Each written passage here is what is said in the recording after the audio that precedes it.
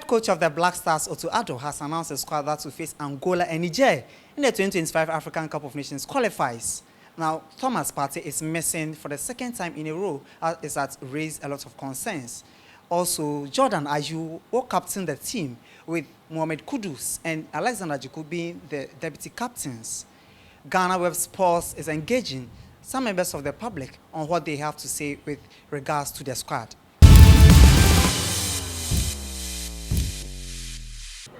We all know the Black Star squad have been announced for the Angola-Niger games. The pressure on the team, even if we win and Sudan wins any of their games, we are not qualifying. What do you make of the squad? Well, I think generally it's not a bad squad, and I think this would be a great opportunity for the head coach, Otto Addo, to actually test some players in some positions, because it would more like be a training platform for the World Cup qualifiers without. Even though it's possible, the probability is low that Ghana can make it to the AFCON. So I think generally it's good enough. Maybe it's time for him to try, some new players in certain positions, or alter his tactical play a bit more to suit how these players with their qualities can match up. So for me, I don't have any, qualms about it. The likes of Ashmeru Majid and the likes Partey missing. He made it very clear the reasons why. So I just feel it's an okay squad. If the Ghana Black Stars has the squad and playing against Angola and then Niger, they should be able to, scale the hurdles. You made mention of a Partey. He's missing for the second time. We all know the criticism that came after he missed, and then this time around. The coach refused to review the exact conversation that took place between the two parties with regards to the missing. What do you make of that? Well, I think it's quite sad that we cannot find the full details to the situation of the captain, and then he's a very important player for the Black Stars, and he's top-notch. After several injuries for Arsenal staying off, he's come top quality, and he plays in several positions and dictates play. So for me, it's a bit problematic, as we want to build and have a very solid team for the upcoming World Cup qualifiers too. But the coach knows best, and for me, every time I believe that coaches know the reasons why they allow certain players to stay off teams and allow other players to play. I remember when Kwesi Appiah was bringing the likes of Thomas Japan and the likes, even Jordan Ayew to the Black Stars, many people were questioning their capabilities, but they came and they proved how capable they were.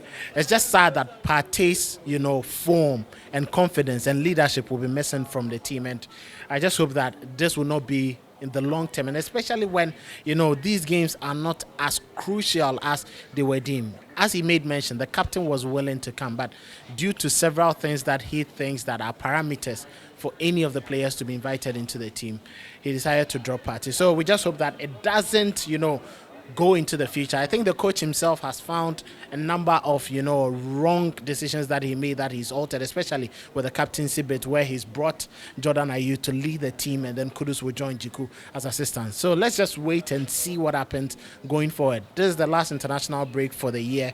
Hopefully next year, when we set into the friendlies and then the World Cup qualifiers, we'll get to see whether Thomas Partey would be included into the Black Stars again. So there's also been issue about the local players, how they are being used and how they are not getting regular playing time. Do you think it's a concern? He made mention of the fact that he selects players based on their performance and he wants results, but the local players not getting opportunities at all. It's not concerning. Well, I think it's a bit concerning, especially for some positions that we feel that, yes, we've had problems in there with goalkeeping. For me, I think that Hasso Folks, Benjamin Asari, and even Frederick Asari could have been maintained in the team. If you look at past years where we're struggling with goalkeeping issues, it took the local goalkeepers to take charge and then be in the post. George Owu, Samir J, and then later Richard Kingston. But even after that, Fatah Dawda came to cement that goalkeeping slot, and then Richard Ofori. So it clearly gives you an indication that yes, you can have the local players slot in bit by bit and then make those positions their own. But if you look at the players in there, Emmanuel Entry, Isaac Afford, this is the second time, Emmanuel Entry of Asante Kotoko, in that position, you ask yourself, in the advanced playing role, is he going to play ahead of Mohamed Kudus? That is not going to happen. I'm not sure even if you and I are the coach, you are going to play Emmanuel Entry ahead of Mohamed Kudus.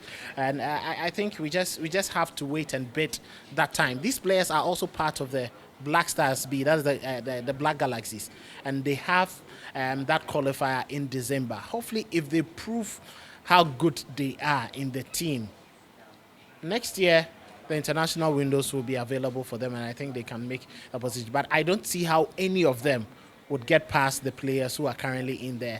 Isaac Affle, I don't see how he's going to get past Gideon Mensah. I don't see how Razak Simpson is going to get ahead of any of our defenders, Alexander Jiku and the other players, Jonas Ajiti and Nathaniel Ejei, who are returning, and Emmanuel Entry not going anywhere ahead of the other central midfielders. So I just think they should bid their time, gather the experience, and then defeat into the Black Galaxies for their friendly, their qualifier that will come up in December.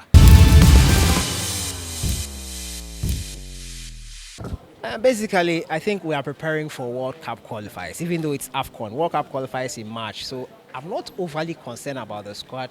There's a slim chance Ghana can qualify. Let's not get it wrong. Mathematically, we are still in it. But realistically, we are just preparing for CHAN qualifiers in December and World Cup qualifiers in March. So we don't need a full complement of the squad. If we are being real here, we don't need the full complement of the squad. We need players that are ready to play. We need players that are committed. We need players that will be preparing for the local tournament, which is in Nigeria in December. So I'm not overly concerned so much, but I'm okay. I'm content with the squad. I'm okay with Otto Addo selected. The absence of Party, the coach refused to give us the exact conversation that took place, which led to him missing out on the squad. Is it a worry as the captain of the Black Stars, regardless of whether the team will qualify or not? Is it a worry? It's a worry when your captain cannot come. It's a worry when probably your best midfielder cannot make himself available. But I somehow understand Otto Addo. In the last call-up, Thomas Partey did not notify the team before he was called or mentioned or put in the squad and announced publicly. He later gave reasons why he could not come. I also understand Thomas Partey. He's in a period in his contract where probably he needs to up his game a bit and be more committed, show more commitment by being available when the club needs him. So it's weighing the two sides and choosing one. And the coach being disappointed with Partey in the first call-up that he made in October probably influenced this current one. So maybe Partey wanted to come, but what's the point? We are basically not going to make it, more or less. So when we needed you most, you were not around. And I think he probably gave him a way out and said, okay, focus on your club. Your club needs you. But this club is struggling. So I don't know. I think it's a decision where it depends on where you stand. Partey's people will support him. Otto Addo and Black Stars fans will say Partey is not committed. So it depends on where you are standing. So with us on the brink of failing to qualify for the AFCON, 2025 AFCON, are we hopeful, optimistic about our chance of qualifying for the World Cup, even though we are performing very well in the group so far? Yeah, so I think it's in our hands. It's always good when it's in your hands and you don't have to depend on other people's results, like how we are depending on Sudan slipping up in 2 games right now. It's always good when it's in your hands, and that is the good thing about the World Cup qualifiers. It's still in our hands. We still have a chance to qualify, so I have no choice but to be optimistic. Yeah. This is what some members of the public have to say with regards to Otto Addo's squad that will be facing Angola and Niger in the 2025 African Cup of Nations qualifiers. Some of them are not too much concerned about the exclusion of some key players, including Thomas Partey and others, because of how the game and the position the team finds itself in with regards to the qualifying campaign. Others also raise concerns about the captaincy issue regarding Jordan Ayew and how he's going to help the team win those 2 games. For Ghana to qualify, Kwesi Appiah Sudan must lose their remaining 2 games and the team winning their games against Angola and Niger to secure qualification. It remains to be seen how things pans out in that game. Reporting for GhanaWeb Sports, my name is Benjamin Saki.